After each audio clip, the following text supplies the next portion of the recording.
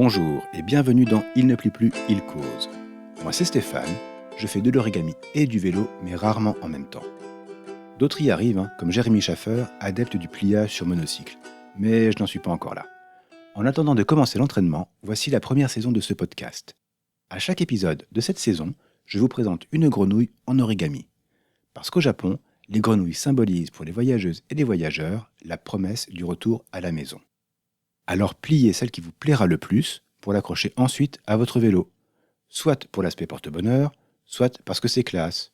Ou les deux. Les deux, c'est bien aussi. Vous écoutez le 7e épisode de cette première saison. Nous allons aujourd'hui plier une petite grenouille d'un artiste japonais. Ce n'est pas, loin de là, son modèle le plus connu, mais on ne va pas s'empêcher de s'y arrêter. Je vous laisse vous promener sur mes comptes Flickr, Pixelfed ou Mastodon pour trouver une photo de la dite grenouille. Vous le savez, les liens sont dans les notes.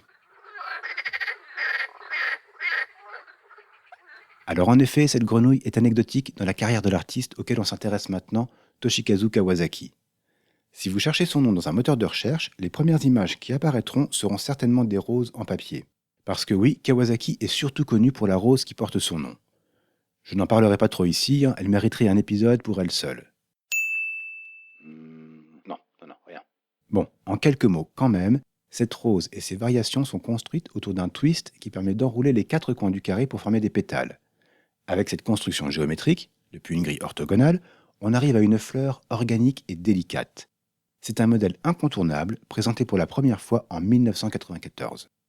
Kawasaki, né en 1955, est professeur de mathématiques au Japon. Il est très discret sur Internet et, encore une fois, je n'ai pas trouvé beaucoup d'informations sur lui. Ça ne m'arrange pas trop, donc on va se concentrer sur l'art plus que sur l'artiste. Ce que je peux vous dire, c'est qu'il consacre une grosse partie de ses recherches sur les liens entre maths et origami. Il a théorisé sur le sujet et développé un théorème qui porte son nom. En bon professeur, il donne beaucoup de détails sur la conception de ses modèles dans ses livres de diagrammes. Mais la plupart sont en japonais. Hormis ces séries de roses, il a créé des modèles surtout géométriques, construits sur des twists, des spirales, des tessellations. Même ces modèles figuratifs sont irrigués par cette approche géométrique. On va aller voir le livre dont est tirée la grenouille du jour. Origami Dream World, Flowers and Animals, qu'on pourrait traduire par Le monde rêvé de l'origami, fleurs et animaux. Pour la flore, on y trouve par exemple la rose dont je parlais plus tôt, mais aussi des hortensias, des azalées ou des iris. La faune, elle est peuplée d'ours, lézards et autres créatures aquatiques. Et la grenouille, bien sûr. Les animaux ont un style bien à part, sans trop de courbes. Ça surprend un peu quand on les compare aux créations d'autres artistes qui cherchent toujours à arrondir leurs modèles pour les rendre plus réalistes.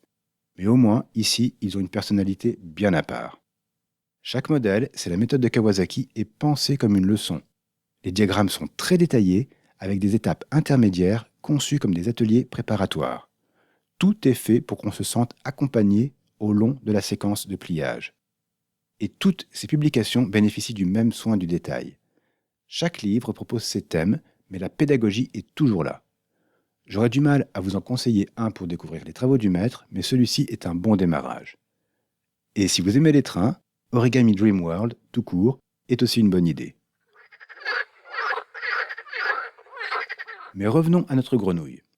C'est un modèle tout en pâte qui se plie sur une grille de 16 sur 16. On est sur du box splitting classique qui permet rapidement d'avoir une tête et 4 pattes. Les détails sont réduits au minimum et on ne voit qu'un côté de la feuille. Par contre, Kawasaki arrive à modeler les pattes de sa bestiole en utilisant au mieux les replis créés par cette structure en box splitting. C'est épatant de simplicité et d'efficacité. C'est ce petit truc qui fait tout pour moi. Comparé aux autres grenouilles qu'on a pu plier jusque-là, celle-ci est très longiligne et me fait penser à une grenouille arboricole. Ses pattes, justement, donnent l'impression de finir par des ventouses et on aurait très envie de la coller au mur. À éviter quand même si quelqu'un de votre entourage souffre de rhinidaphobie.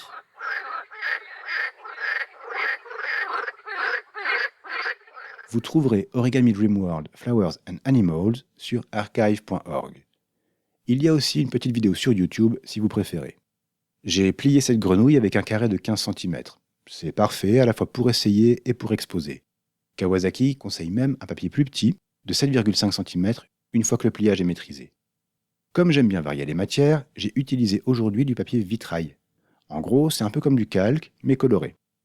Au final, elle n'est pas très exigeante et acceptera d'être pliée avec tout type de papier. Mais je pense que vous aurez envie de prendre du papier un peu rigide, comme du papier d'imprimante ou du tente. Parce qu'elle a un truc en plus, cette grenouille. Eh oui, elle saute. Pas bien loin, mais il y a de quoi s'amuser 5 minutes. Voire en faire un jeu avec les enfants.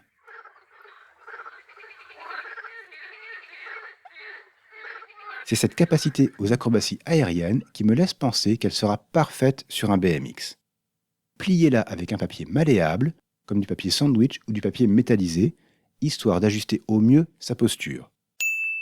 Le papier sandwich est un papier qu'on peut bricoler soi-même. On colle une feuille de papier de soie sur chaque face d'une feuille de papier aluminium de cuisine. Grâce à ça, on a un matériau dont on choisit les couleurs et qui se prête très bien à des pliages complexes avec de multiples épaisseurs. Par contre, il faut de la colle en bombe et une pièce bien aérée. Comme ça, et en mettant du double face sous ses pattes, vous pourrez l'accrocher autour d'un tube de votre vélo. La grande classe. Allez, je vous laisse à vos bricolages. Merci beaucoup d'avoir écouté cet épisode. Si le podcast vous plaît, je vous encourage à le faire connaître et à en parler autour de vous. Vous pourriez me mettre des étoiles ici ou ailleurs, mais ne vous dérangez pas pour ça, je préfère les plier tout seul. Merci à Sophie, dont la reprise des petits papiers fait un parfait générique. Vous retrouverez sa chaîne Soldomila sur YouTube. Et tous les liens qu'il vous faut sont dans les notes de l'épisode. Pour m'écouter, c'est simple. Il ne plie plus, il cause est hébergé chez Vodio et donc disponible partout où vous écoutez vos podcasts. Dernière chose, comme j'ai lancé ce podcast pour parler d'origami, venez me retrouver sur Mastodon pour démarrer la discussion. À bientôt!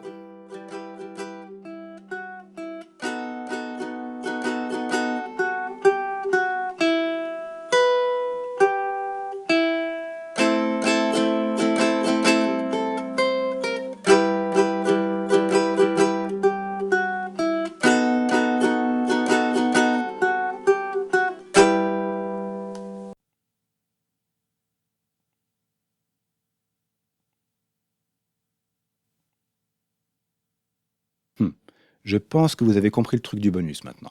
Alors le podcast du jour tourne autour de la nature et de l'eau. Il s'agit de Plongeon, une production de l'ADEME, l'Agence de l'environnement et de la maîtrise de l'énergie. À chaque épisode, une journaliste et une lycéenne ou un lycéen descendent au fond de l'eau avec un ou une scientifique.